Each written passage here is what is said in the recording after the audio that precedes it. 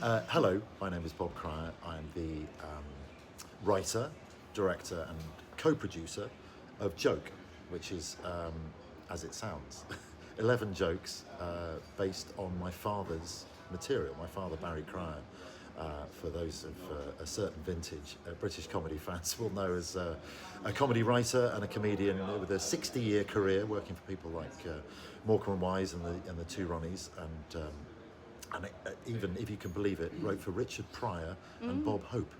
Wow. He had a great career writing jokes for other people, but an even more stellar career amongst the comedy fraternity and sorority of telling them very well. So this is my tribute to him. Are all the jokes in the film based on your dad's experiences? No, Or not in did the he make it up? traditional sense. Okay. And actually, he would say the same. He didn't actually write any of them, in the sense that jokes are like folk history. Oh. They get passed down generations, and like music. So Yeah. there's a version of Greensleeves, let's say, just to pick on a folk tune that famously people attributed to Henry VIII. Yeah. There's every evidence to say that he didn't actually write that. But it doesn't matter, because it's a better story to think that this sort of bawdy, violent, brutish monarch might have this in his locker that he'd be able, not that he had a locker. So the moth scene, for instance, Yeah. did that not happen? It may have happened once. You don't know. And Dad sort of, as a comedy historian, would say either that happened or something close to it happened and somebody And thought, then- I know how this would work better. And that was actually my dad's greatest gift. Dad, when he went to Leeds, he wanted to be a journalist, and his comedy is very journalistic in the sense that it's very concise, economical with words. The key words and phrases that he used had been honed over 60 years of watching other people tell jokes and thinking about certain rhythms, knowing his own voice and his music, because it's like music.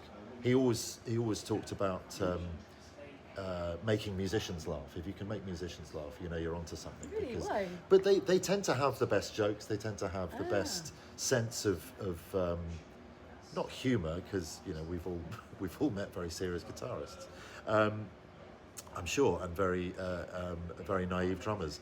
But they have a very good sense of rhythm, you'd hope.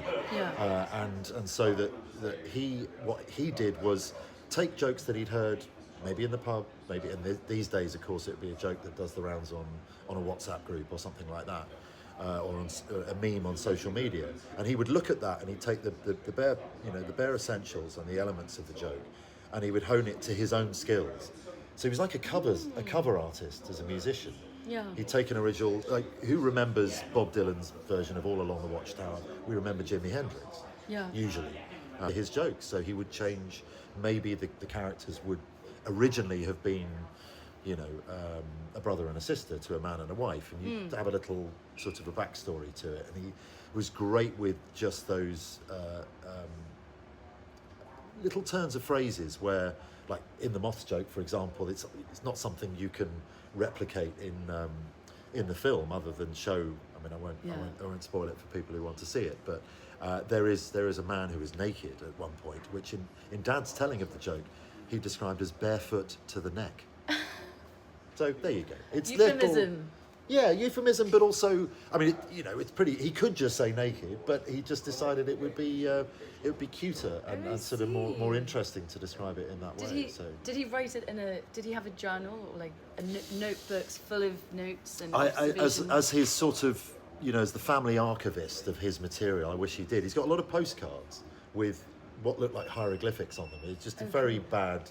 He wouldn't have made a good journalist, because I think his shorthand was terrible. Yeah. But he did these sort of asterisks, and then he just one word or two words that only he could remember.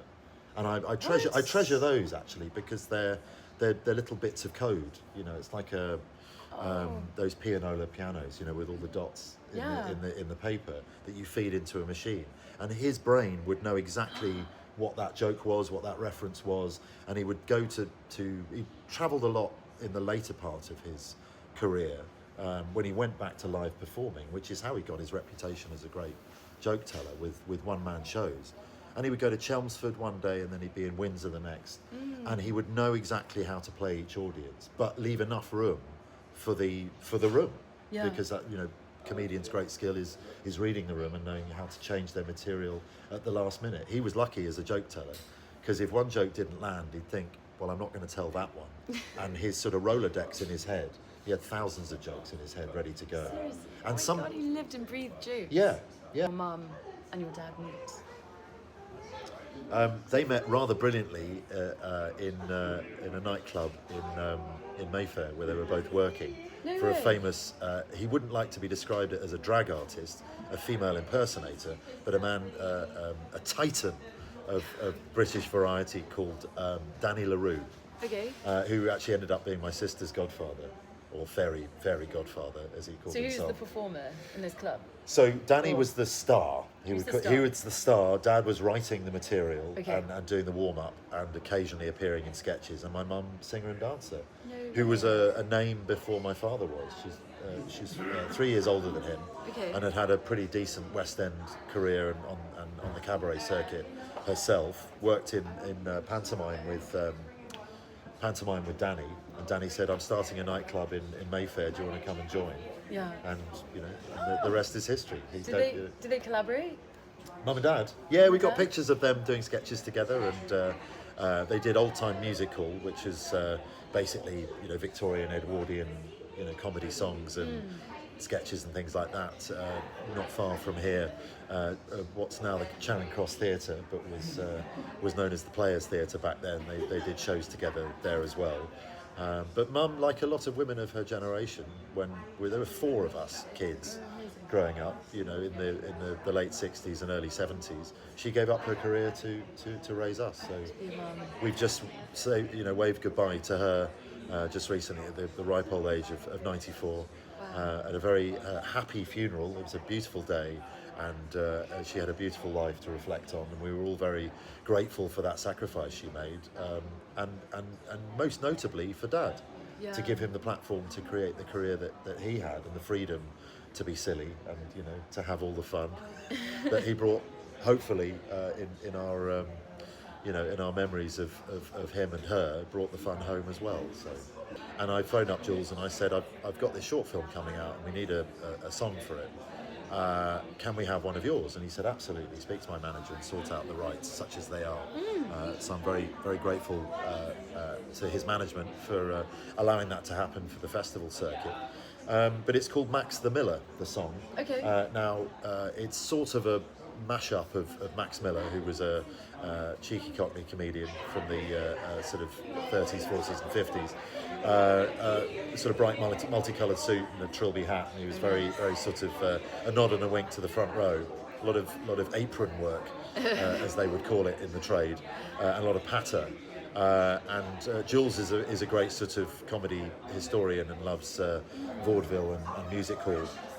And he was a big fan of Max Miller, and so was my dad, and they bonded over that. And in fact, my dad played Max Miller on stage a few times. So it seemed like the Chaucerian thing is in there, because there's sort of Max the Miller, the song is called. So there's a kind of evoking a kind of an English folk tradition, which, as I alluded to earlier, is sort of Dad's role in comedy as a sort of a Chaucer, you know, he's almost as old as Chaucer. When I watched it, it's so short. It's way too short. 10 minutes, or like 12 minutes. Yeah, and when it yeah. ended, I literally was like, what? What? How's it? No. And like, is this actually the end? There's the teaser for joke 2. To be continued. Yeah. I thought it was a proof of concept for a TV show.